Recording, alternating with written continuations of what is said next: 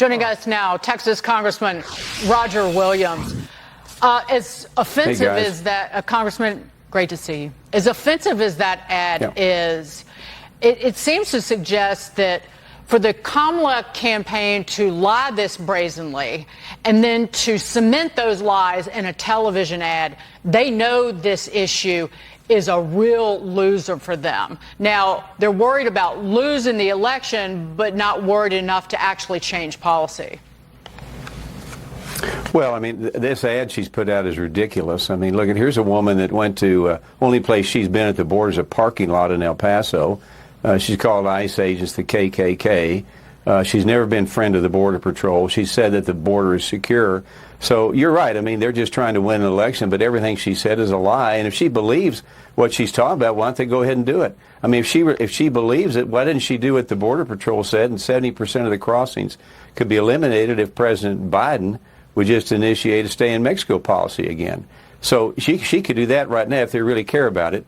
But we don't need to be waiting for her to do what she thinks she ought to do. If she believes it, do it now. But it's a joke. It's ridiculous. It's a lie. Well, to that point, Roger, it's not like she doesn't have any power, right? She is the vice president who is also the border czar.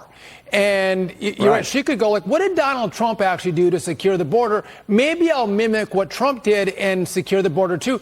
She's done none of those things. She actually was part of the team that undid all the security measures that Trump had in place that opened the border up and allowed millions of people to come into this country illegally. Well, she has done all that. And like I say, like we just said, she could do one thing. She could tell, let's go back to stay in Mexico policy and eliminate 70% of the border crossings and show she's doing it. But Sean and Dagan, they're not interested in doing this. They don't care about borders. They don't care about sovereignty. They're for open borders. We know why they're doing it, so they can create new electors, they think. But, I mean, this is what we're going to be looking at the next several days and weeks before the election, is just nothing but lies and knowing they're wrong on the issues, just trying to use the opposite to win and then go back to a serious situation where we'll have no control of the borders and 20 million people to be here. As offensive as it is when you talk about, what did the ad say, cracking down on fentanyl and human trafficking, Kamala Harris and Biden laid the foundation for people to profit from suffering, misery, and death.